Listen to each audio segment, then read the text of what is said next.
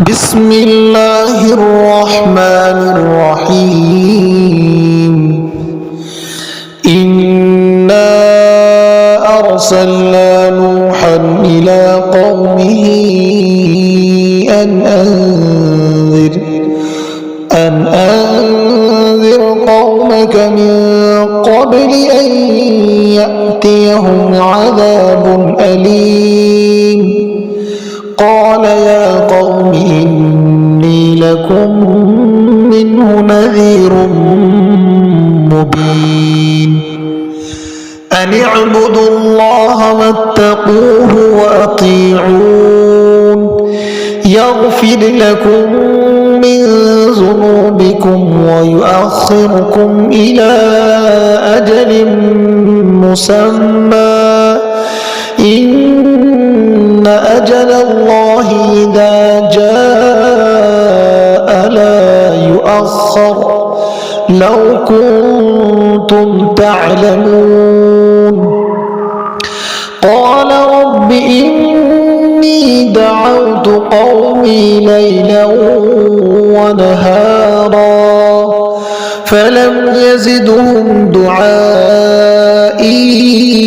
إلا فرارا وإني كلما دعوتهم لتغفر لهم جعلوا أصابعهم في آذانهم واستغشوا ثيابهم وأصروا واستكبروا استكبارا ثم إني دعوتهم جهارا ثم إني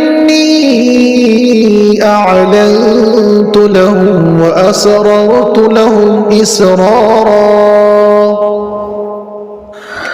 فقلت استغفروا ربكم إنه كان غفارا يرسل السماء عليكم مدرارا ويمددكم بأموال وبنين ويجعل لكم جنات ويجعل لكم أنهارا ما لكم لا ترجون لله وقارا وقد خلقكم أطوارا ألم تروا كيف خلق الله 7 سماوات طباقا وجعل القمر فيهن نورا وجعل الشمس سراجا والله أنبتكم من الأرض نباتا ثم يعيدكم فيها ويخرجكم إخراجا والله جعل لكم الأرض بساطا لتسلكوا منها سبلا فجاجا قال نوح رب إنهم عصوني واتبعوا من لم يزده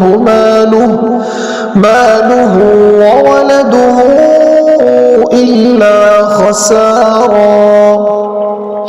ومكروا مكرا كبارا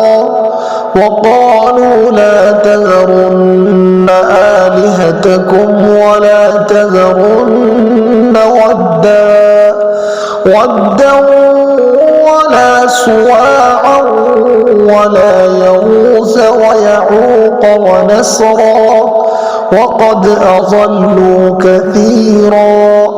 ولا تزد الظالمين إلا ضلالا مما خطيئاتهم أغرقوا فأدخلوا نارا فلم يجدوا لهم من دون الله أنصارا وقال نوح رب لا تذر على الأرض من الكافرين ديارا إنك إن تذرهم